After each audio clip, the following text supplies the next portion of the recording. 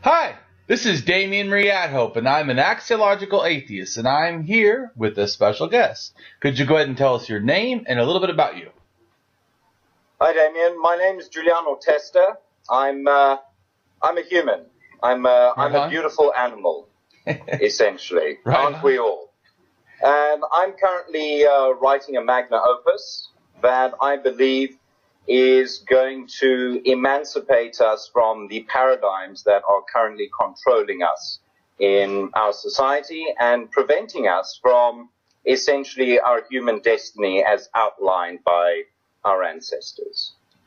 Wonderful. So I have essentially a simple premise, just to interject quickly. I essentially believe that fundamentally there are three things wrong with society, how we've developed. One is the religious paradigm that no one can make sense of, that has been obviously going on for millennia. The second one is our flawed education system. And the third one is our flawed understanding of psychology and the flawed crack therapy system built thereon. And all three of those are unfortunately, shall we say, interlinked. And there is a root to the cause. So what has this actually happened? What have I done? I've taken a step back and I've said, okay, our species is sick. Our species has developed, quote unquote, a mental illness that is almost more akin to an addiction of sorts. I've then sought to a degree, reinvent psychology so that it can be applied to the species as a whole. I've understood the ailment, and in doing so, I have explored the pathology of that disease. And in exploring the pathology of the disease, I've been able to, shall we say, expose it. I've been able to explain it and apply it on a global scale. And as such, I'm currently fleshing out the cure in order to administer to the species in order to cure us from this ailment. Yeah, I think that's some interesting ideas. And to me, it brings up the first thought for me is when I think of what's wrong with us, I think it's that, in a sense, we're emotional, social beings, and yet we try to live unemotional, unsocial lives. And I think that really is the root of some of our problems, like you were talking about a thing, because at the root of the thing, our society tells us, right, we're supposed to be caring to children, we're supposed to be loving, and yet we're supposed to be aloof. We're supposed to be not caring. When things harm, like someone even dies, we're supposed to somehow cry because we're supposed to be caring, but not cry because then it looks weak. I mean, it's bizarre. We can't, like you said, it's sick because if you achieve one portion of what you're supposed to achieve, supposedly, in our society, then you've automatically violated another part of society, contradicting itself. And so it's a damned if you do, situation we put ourselves into. Exactly. So you get tough, like I get tough, right? Well, then I'm cold. But then if I'm not tough, then I'm weak. So I mean, I know this is easily seen in sexism towards women, but it's not limited to that. It is actually across the board because we're against old people.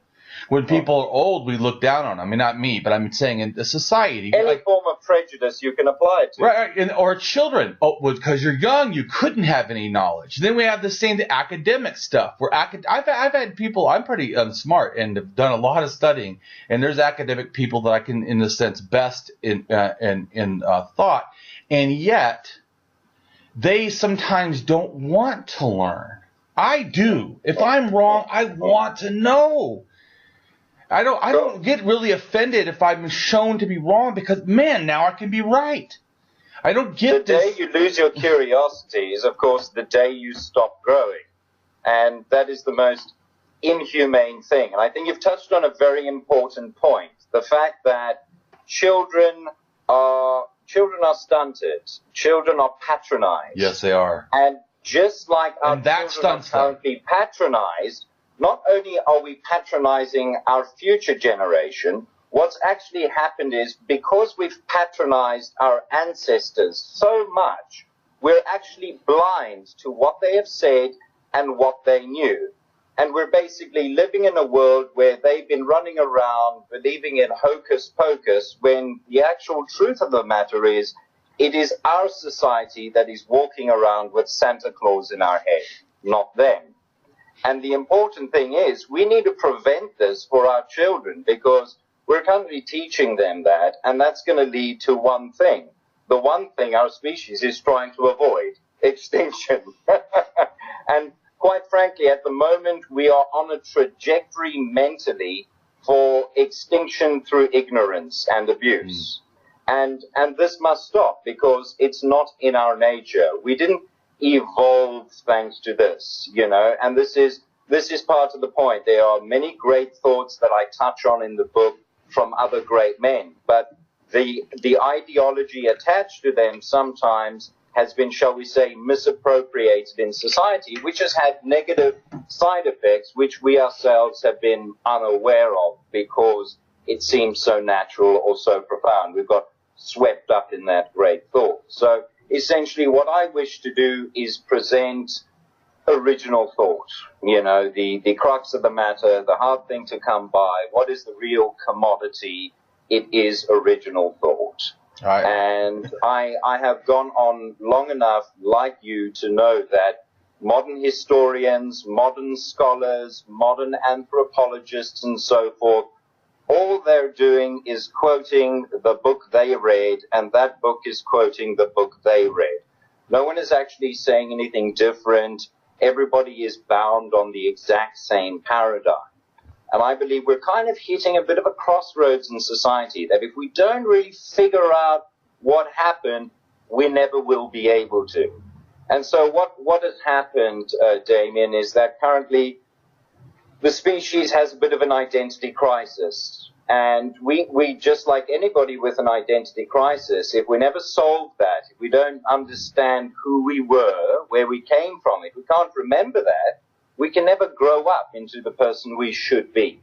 And so that's what's happening in society. We're a very old species, but we're also a very young species. And because of our amnesia and identity crisis, we've hit a crossroads. And I have noticed that, and I intend with original thought to try and bridge that gap, so to speak, in order to remove ignorance from the masses, in order to make people like you who wish to have a tool in your hand to literally take and say, here, that is actually what it says. Right. Think about that. So that's what I'm trying to do. I'm trying to single-handedly create a tool and a bandage and a Swiss Army knife for the mind, so to speak, that we can use, and people like you who are passionate humans who are just interested in the truth, whatever it is, there's something more, that modern scholars have missed something, you question even the timeline in history books. This is natural. This is perfectly natural. You're perfectly correct in doing that. And what I wish to do is share my discoveries so that anyone can pick it up, feel empowered to say, wow, finally it makes sense. And with this information, I can actually make a difference. I'm going to create an entire intellectual renaissance where people have a tool to make discoveries of their own. Because let's face it, I'm not going to have time in my lifetime to read every single ancient source and, retranslate everything and figure everything out. But if I'm able to come up, shall we say, with a skeleton key that I can give you and present the world, then, well, we can all work on it simultaneously. And that's what we want. We want to end the age of rediscovery so we can, as a species, truly enter an age of discovery. That's an interesting idea. So one of the things that when you were talking about how we get fixed, to me, it reminds me of narrative therapy and the fact that people don't realize that they constantly are saying a script in a sense. And this is a bizarre thing because we think somehow the script doesn't change. But if I asked you, are you the same as you are at 10? Of course the answer would be no. So we think that there's a continuation like the whole time somehow, when if we really thought about it, we're different at 5, 10, 20, 30, 40, whatever. It almost like every, so often we're kind of changing. But we feel it as a mental consistency, and but it's a script that we keep saying. And it reminds me of the difference between a victim and a survivor in a sense, or, a thriver. I'm a thriver. I had extreme abuse in my life, and I don't let it hurt me. In fact, I try to use it as a tool to make others better. And so, I thrive from it. I learned from a very young age what not to do, what not to be. So I learned it like that. I had to. This is what happens. Too often people go through abuse, and too many go through abuse of different natures, and it's never a competition because abuse is subjective, and abuse is abuse. So my philosophy is that Daddy did it to me, so I did it to you. That's not good enough. That's weakness. And you would know yourself that that's not an excuse because you've obviously overcome that. So what happens too often in society is people go through abuse and they don't then have a father figure, or they don't have a mother figure. They are betrayed by their mother and father. And so the important thing is not that you can cope, because yes, you can cope and you can get through without the physical mother or father figure being there in front of you. But mentally, you need to replace that father or mother figure. So if in your own mind, you can't become that father, you can't become that mother in your own mind and set your own example and be that which was never for you, you can never heal. And so that's what happens. People go out looking for external father and mother figures because they can't be it for themselves. And once they are that for themselves, and you probably know that in order to achieve that, what you need to do is have the definition of a distinction in your mind about who you are and who you aren't. And in a way, like you said, to be grateful for it. Like I'm grateful for it. It made me who I am.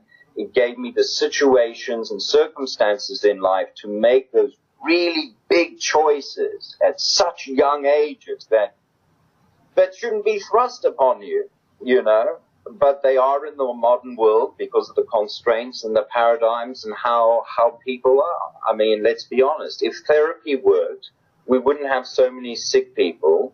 Children wouldn't be in the state they are. Parents wouldn't be making children who need therapy, who then repeat that cycle. So there's obviously there's something wrong. There's something wrong in the entire system there.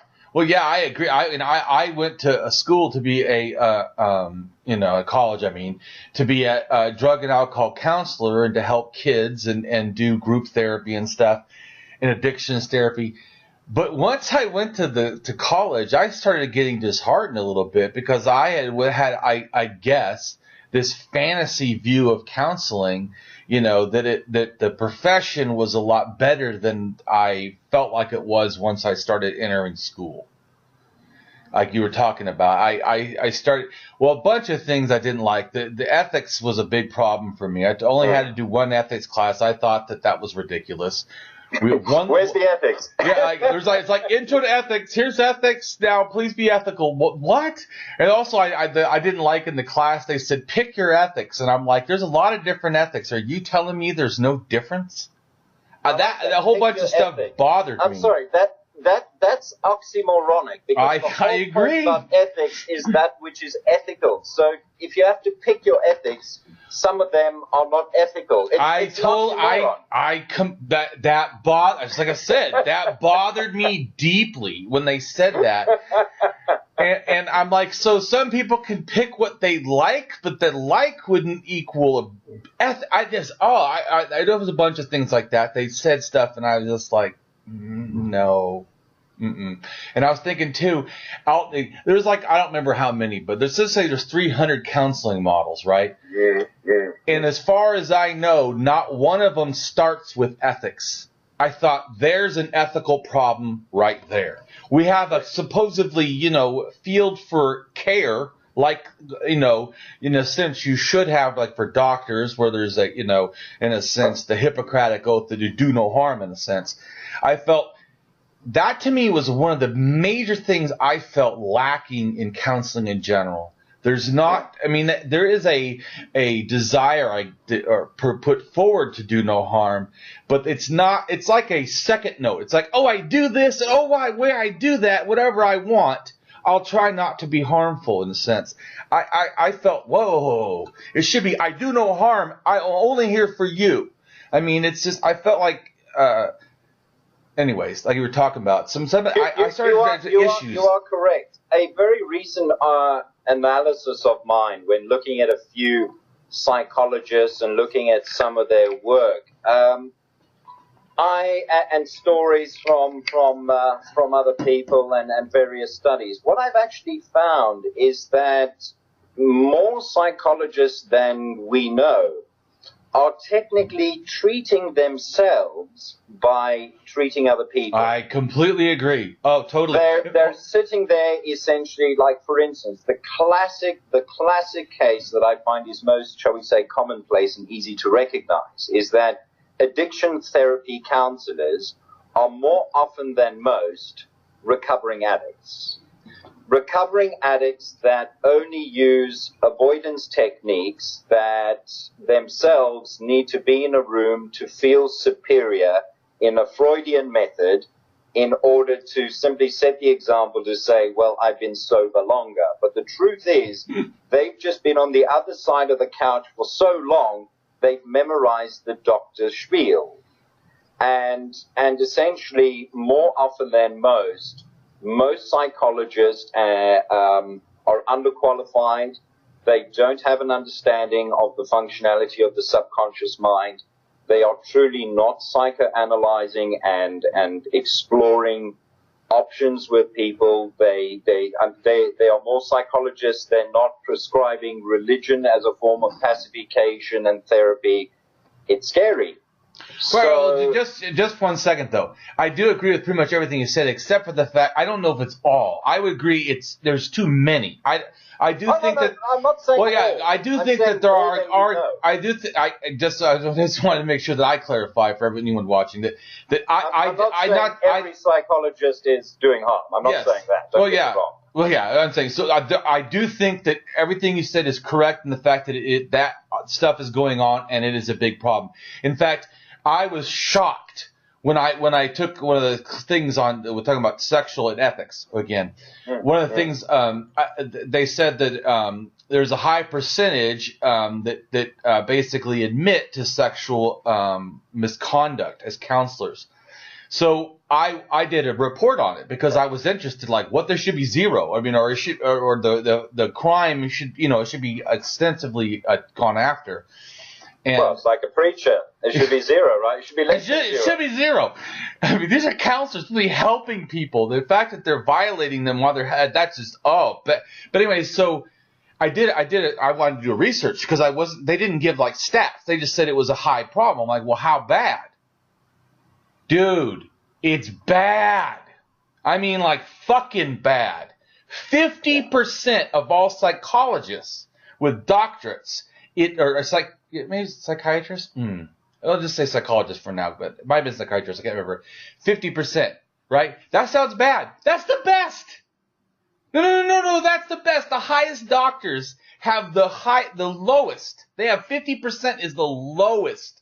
Dude, it's 90% when it comes to marriage and family therapists. 90! They're violating trust. They are not administering therapy. They're trying to treat themselves. They're not treating themselves. The entire system is unfortunately flawed because I'm not too sure. I mean, is it our understanding of the psychological model? Is it the bar is set too low? Too many people are sneaking through? Or is it just the fact that even though they have a rudimentary knowledge of the working mind and can administer psychology, they aren't, because they themselves need therapy. And they're just in a position where they, as mentioned, are treating themselves through others, which from my perspective is highly, highly unethical. You can't do that. I agree. That's just a wolf in sheep's clothing situation. That's the Hippocratic oath, not the Hippocratic oath. Well, on that point, do you know, when I was in school, right, they asked us, right, how many people here, there was like 30 people, how many people here believe that it would be a good thing for counselors to continue to go to counseling, especially with all the stuff they hear? Everyone raised their hand. Everyone raises their hand, right? So of course, who believes they should do it? Everyone. Oh yeah, definitely. And who actually would go themselves? I'm the only one that raised my hand. 30 people. And they said, really? And I thought, like you were just saying, there's the problem. They all think everyone should do it except them. Somehow, magically, with that, like you said, that shows the sickness right there. The fact that you don't think you need it, but you think everyone else does, is the problem. Correct. You're from that perspective, you're above the psychological law. So, I mean, we need, and it's one of those situations no one is. You know what I mean? Yeah. They're falling prey to their own egos, their own hubris, and we are having sick people treat humans that reach out for help. And let's be honest, we know that when you get down deep, to ask for help itself is tough. It requires courage, it requires bottling down shame and embarrassment and history and blah, blah, blah, blah, blah. But some of that's culture, too. We've done that. Accomplishment. And if there's a therapist on the other end that isn't willing to congratulate you the minute they see that and you walk through the door, you're nowhere. You've walked into the wrong room then, and that's so unfortunate. That happens for everyone. And how many of them don't reach out because they know it's pointless? And the irony is that the more self-aware you are, the more educated you are, the less ignorant you are, the more self-reliant you are, the more you distrust the system because you recognize it as flawed. And therefore the system itself only treats the ignorant and keeps the ignorant sick, and then they make more sick, and then that creates the cycle. So it's, it is a vicious cycle, and someone has to be able to point it out, so to speak, and not just be able to rant about it, be able to give a logical analysis and say, this is the root. This is the root. This is how it happened. This is the crack we need to fill, so to speak. Yeah, I agree. In fact, when before I started getting into atheism, and right now working on my book of anthropology and archaeology of the origin of religion, before that, I was writing a book because I felt we needed a counseling theory that focused first on ethics. So I called it ETA, Ethical Therapeutic Alliance. Because I thought it starts with ethic. It needs to be therapeutic. That's a goal. And then the other thing is it's an alliance. It's not me better than you. It's us together working on your betterment. I like that. ETA, estimated time of arrival. That's right. When do we get better? When do we heal? What's the ETA? That's right. I like it.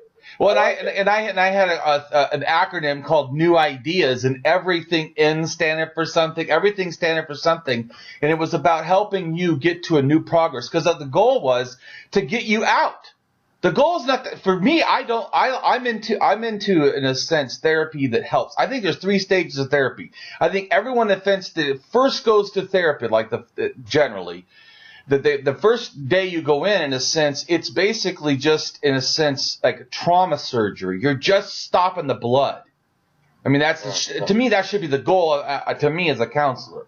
That when someone first comes in, no matter what it is, in a sense, it's a problem, because this is not going to counseling generally, especially in our society today. It's not seen as something you do as a rite of passage. It's seen as something you do only because you haven't made it well through the rite of passage or whatever. So, because of whatever issues. So, you in a sense need, to feel better or need to work on stuff. So, but that means something in a sense happened with the disruption. So the fact though is when you go to the counseling and you're bringing in this stuff, you want something. When I feel like a lot of counseling, they just want to get, like you said about psychodynamic. Psychodynamic basically listens to you forever, and then like 5-6 months down the line, this relatively, or whatever, a longer period, they generally get to finally diagnosing you in a sense.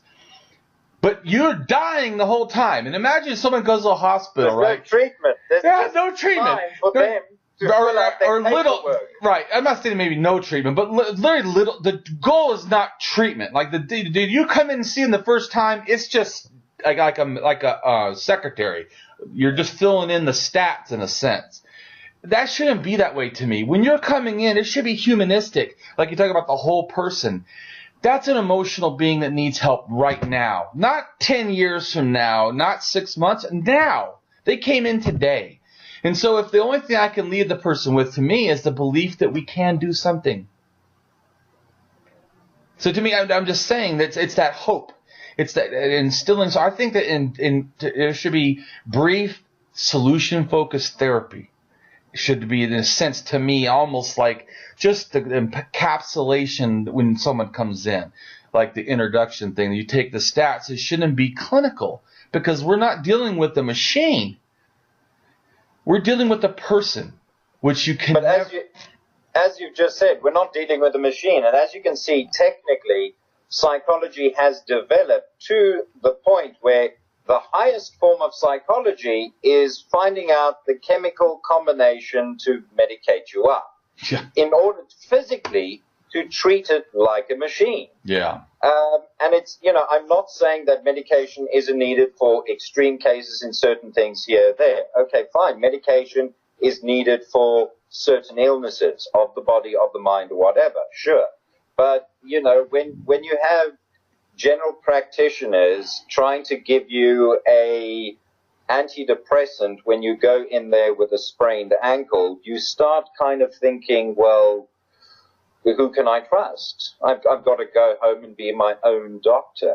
And this is the point. We need to educate people. People need to have an understanding of how their own mind works prior to it breaking. Well, and as far as taking that, Well, and as far as taking medicine, my feeling is like that even if they say that someone is bipolar or whatever and they need medicine, I don't think that means you don't need therapy. I don't think that changed the therapy issue in any way. In other words, the medication to me is not in a sense, a thing that bypasses the need for the emotional being to express emotions. The drugs don't stop that internal person. But the drugs you take in your own time, like you said, when they come into your office and they're right in front of you, they need help now. Mm-hmm. They need help now. They need to know something. They need to, why they're there. They're there because they're out of control. They're there because control has been removed from them. They're there because they're powerless. They're there because they have too much power and they're out of control. They need that addressing there and then. And like you said, therapy becomes so convoluted from the therapist's perspective. It's almost, once again, just about the paperwork, finding out what the diagnosis is for your own subjective confidence, as opposed to finding a human way to treat the person. And that isn't to treat them with undying sympathy. We don't need to be everybody's mommy or everybody's daddy, but there needs to be a more human, ethical, logical way to treat people. And, you know, the psychology element is one discussion.